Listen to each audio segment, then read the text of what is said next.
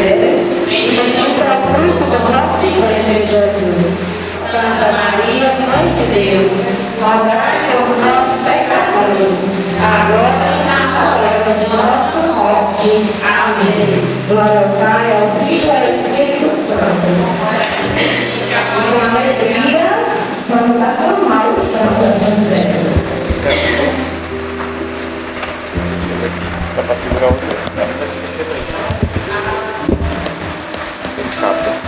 Aleluia, aleluia, a minha alma abrirei. Aleluia,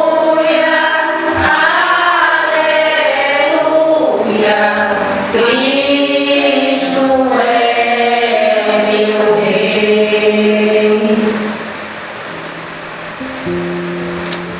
Senhor esteja conosco. Ele está no meio de nós. Proclamação do Evangelho de Jesus Cristo segundo Marcos. Glória a vós, Senhor. Marcos 4,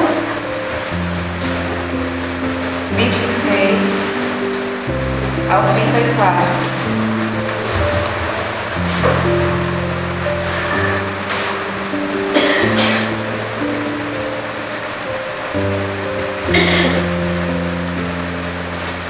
Dizia também: o reino de Deus é como um homem que lança a semente à terra. Dorme, levanta-se de noite e de dia, e a semente brota e cresce sem ele o perceber. Pois a terra por si mesma produz primeiro a planta, depois a espiga e por último o grão abundante na espiga. Quando o fruto amadurece, ele mete-lhe a foice, porque é chegada a colheita. Dizia ele: a quem comparemos o reino de Deus? Ou com que parábola o representaremos? É como o grão de mostarda que, quando é semeado, é a menor de todas as sementes, mas, depois de semeado, cresce e torna-se maior que todas as hortaliças, e estende de tal modo os seus ramos que as aves do céu podem abrigar-se à sua sombra. Era por meio de numerosas parábolas desse gênero que ele lhes anunciava a palavra, conforme eram capazes de compreender, e não lhes falava a não ser em parábolas. A sós, porém, explicava tudo a seus discípulos. Palavra da salvação. Glória a vós, Senhor.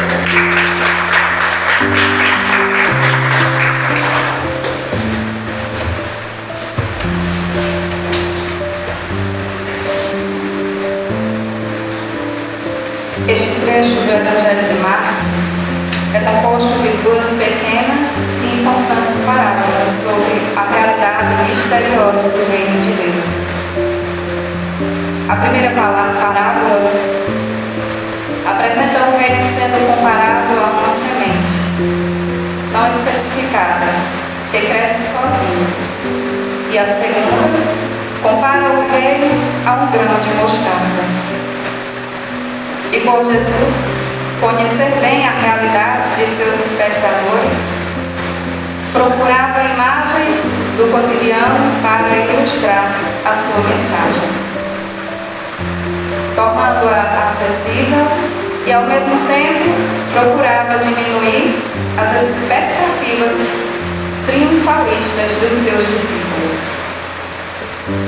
E quando pegamos o 4º capítulo do Evangelho de Marcos, vemos que o mesmo é marcado por uma série de parábolas sobre o reino de Deus, que visam responder às situações de inquietação e crise vividas pela comunidade dos discípulos de primeira hora, inicialmente.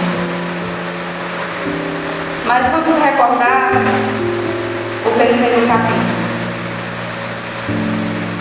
que fora concluído com duas situações de desconforto para Jesus e, consequentemente, para os seus discípulos. Nós vimos na pregação última de Pedro que ele trouxe, a liturgia trouxe, e ele apresentou para nós este trecho do Evangelho de Marcos.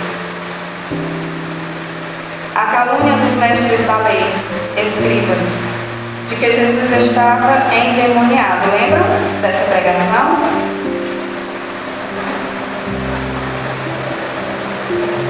E a incompreensão dos seus próprios familiares, que imaginavam que ele estivesse fora de si. E quando uma pessoa está fora de si, ela é considerada louca, né?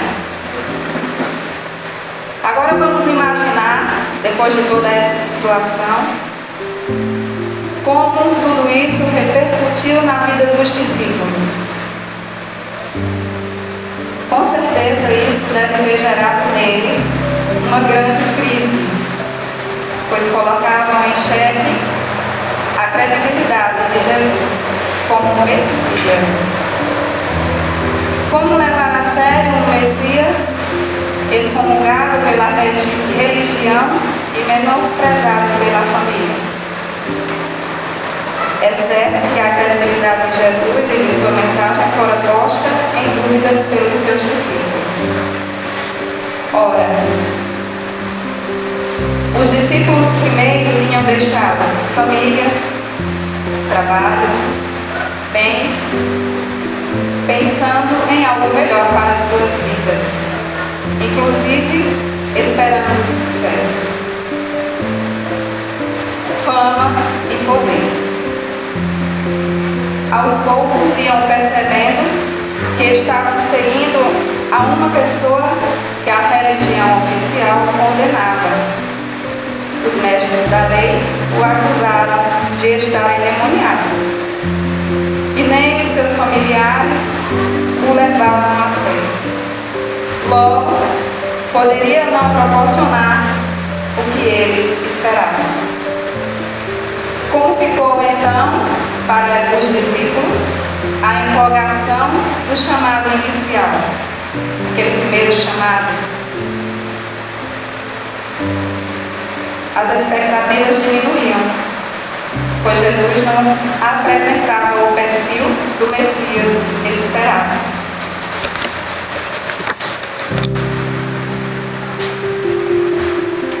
Paralelo às desconfianças dos discípulos, também Jesus percebia as contradições e incompreensões deles.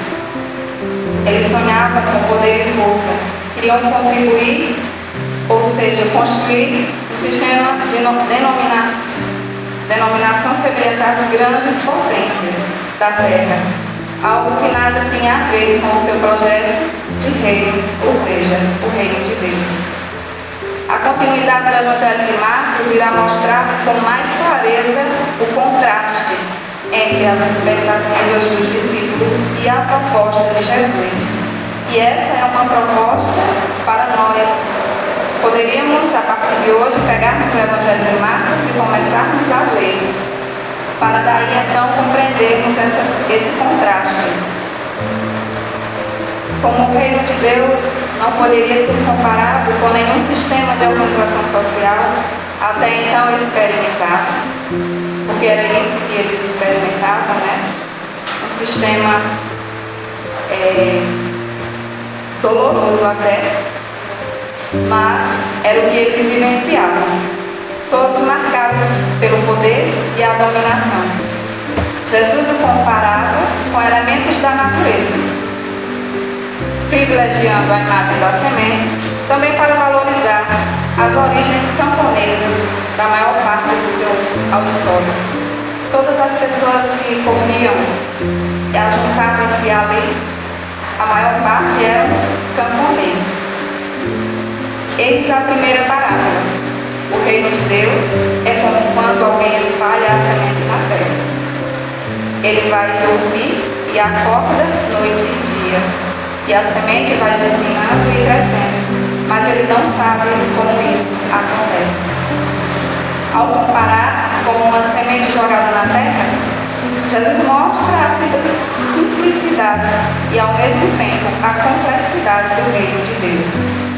Por mais que os discípulos colaborem, afinal, são eles que devem lançar a semente. O mérito nunca será deles, mas sempre da força da palavra. E qual é essa semente? A palavra. A semente da parábola, a terra por si mesma, produz o fruto. Primeiro aparecem as folhas, depois vem a espiga e, por fim, os grãos que enchem a espiga. Quando as espigas estão maduras, o homem mete logo a foice, porque o tempo da colheita chegou. Essa é a primeira iniciativa para a construção do reino de Deus. Lançar a semente. Sem grandes pretensões, o que não significa dar pouca importância. É claro que é importante pensar nos frutos, mas a terra e a semente possuem dinâmicas próprias que independem do agricultor. Então, toda a dinâmica de germinação não depende do agricultor.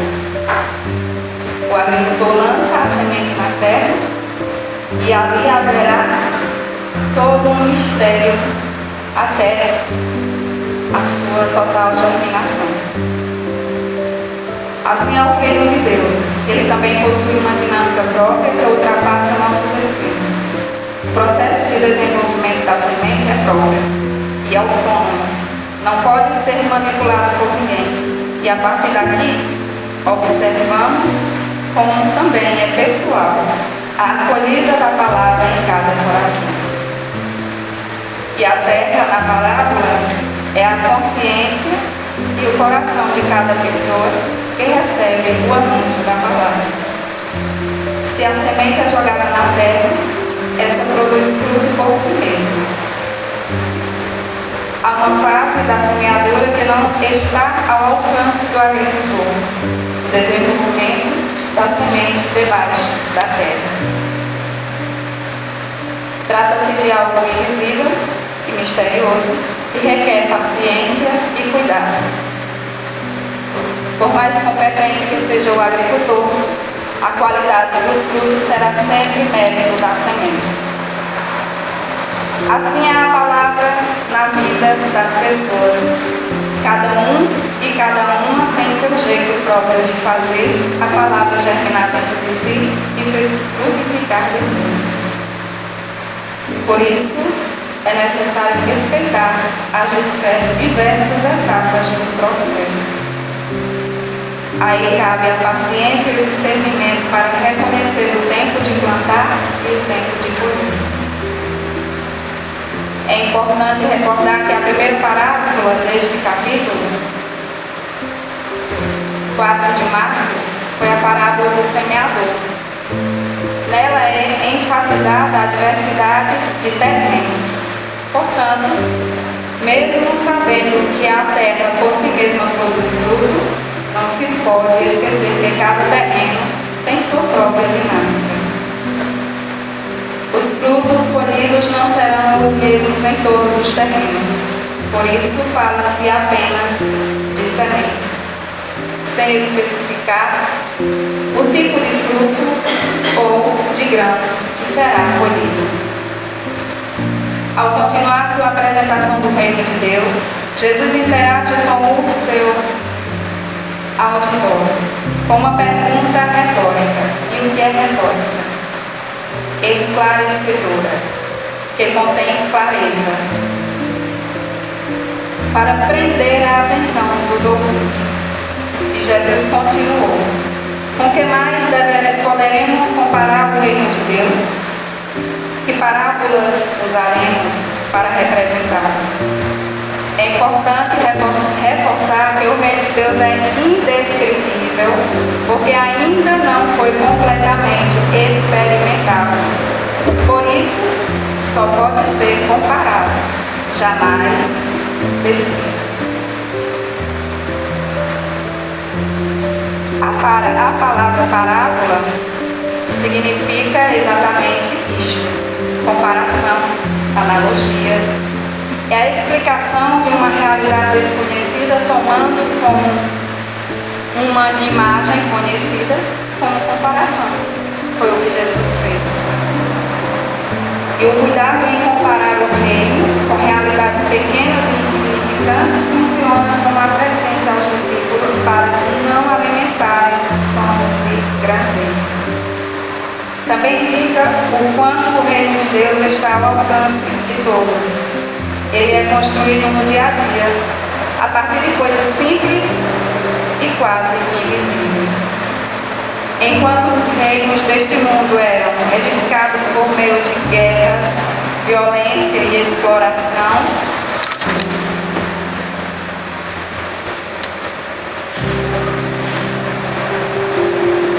após a pergunta, eis que Jesus apresentou a parábola conclusiva da série. O reino de Deus é como um grão de mostarda, que ao ser semeado na terra, é a menor de todas as sementes da terra. Com essa parábola, Jesus responde aos projetos de grandeza e poder alimentados pelos seus discípulos.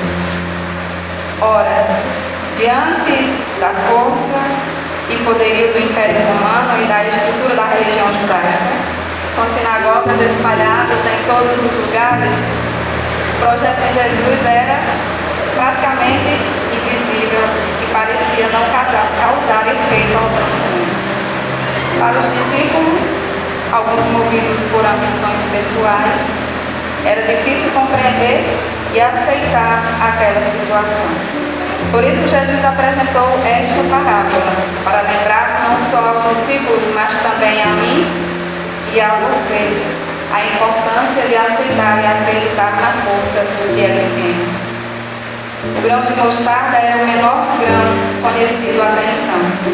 Com essa imagem, Jesus afirma que é preciso aceitar a condição de pequenez em que se encontra e reconhecer essa pequenez como necessidade para compreender a dinâmica do reino de Deus.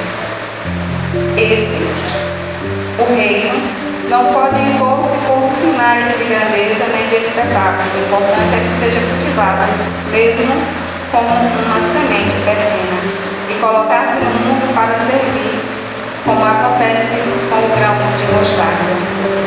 Quando é semeado, cresce e se torna maior do que todas as hortaliças, e estende ramos tão grandes que os pássaros do céu podem abrigar-se à sua sombra, mesmo em seu máximo crescimento. A planta que brota de um grão de mostarda é sempre uma hortaliça, alcançando no máximo 3 metros. Jamais será uma árvore imponente e atraente pela sua beleza. Contudo, apesar de não chegar a ser uma grande árvore, é clara a diferença entre a pequena semente e o resultado final, a maior das hortaliças. É essa realidade que o evangelista quer destacar, a força transformadora e incontestável da palavra. Nós cristãos não podemos almejar triunfos nem apoteoses. Os antigos faziam celebrações que divinizavam os outros. Isso é chamado de apoteoses. Como embrião do reino de Deus, nós devemos ter somente a pretensão de servir, oferecer sombra e abrigo para quem necessitar.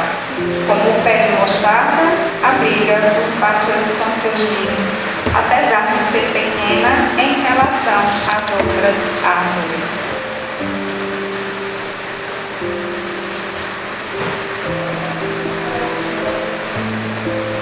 Com essas duas parábolas, de modo brilhante, Jesus respondeu aos questionamentos gerados,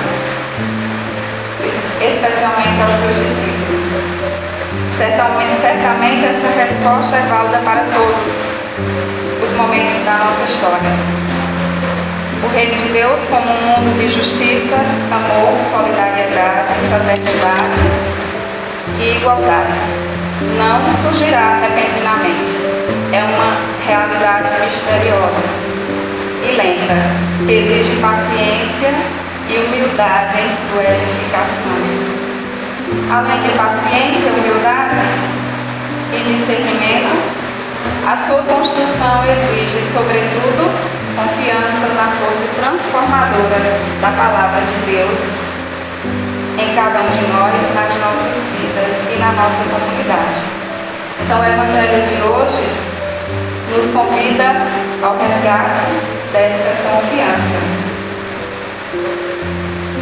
Louvado seja o nosso Senhor Jesus Cristo.